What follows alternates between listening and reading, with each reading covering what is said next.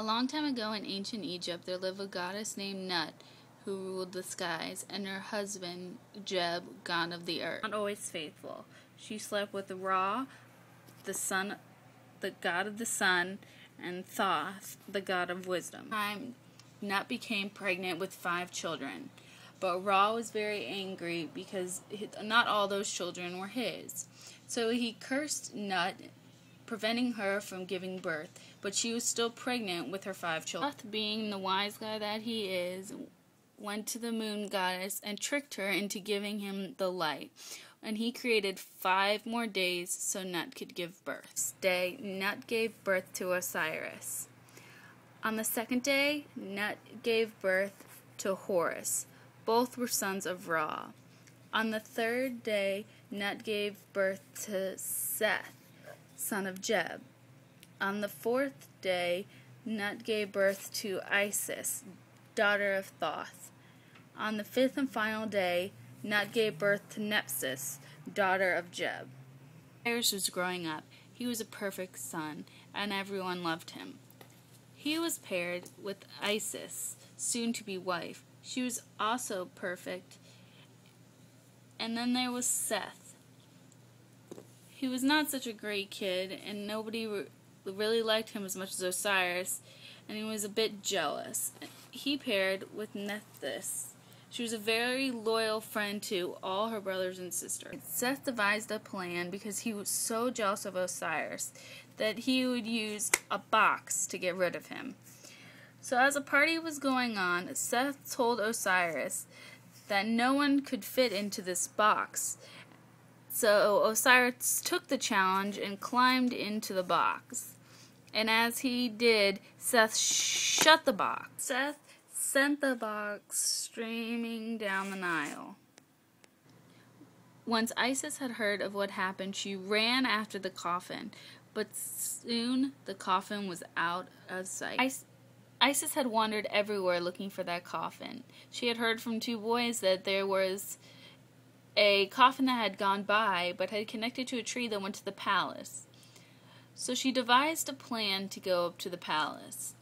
She went to the well, where she saw a couple of handmaidens washing the clothes for the queen.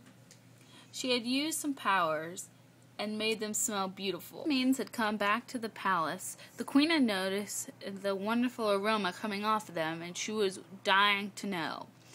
She asked the handmaidens, and they said they had met a woman down by the well. The queen had Isis taken back to the palace.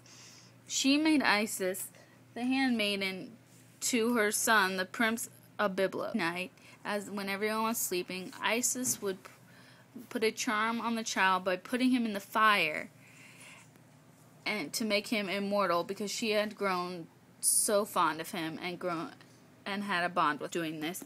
The queen ran in and screamed, "Ah!" and grabbed her son.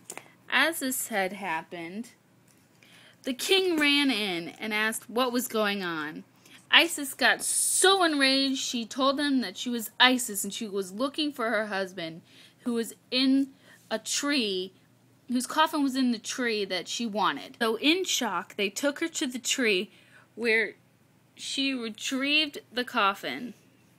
Isis took her husband's body out of the coffin. She tried everything to bring him to life. She breathed into him, but nothing happened. All of a sudden, he arose, and they had passionate love. But then he died again. Had found out what was going on and came up and chopped Horus up into little pieces and scattered them across the world. Isis and her sister Nephthys wandered everywhere looking for every last piece.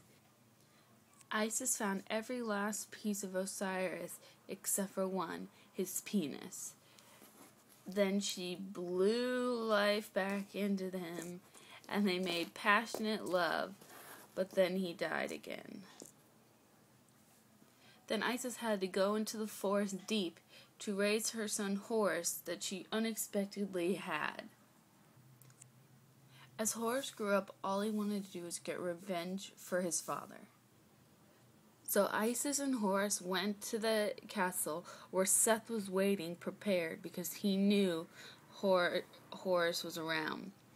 But he thought Horus was illegitimate because Osiris was not alive when he was conceived. Then the battle began. Horus and Seth, they battled for 3 days and 3 nights. They battled as cows. Then they battled as men. And then Seth was killed. Finally, Seth was dead, and all his evil was gone, and Horus could be, and all lived happily ever after, with Horus being a great ruler, bridging the gap between the lower and upper Egypt.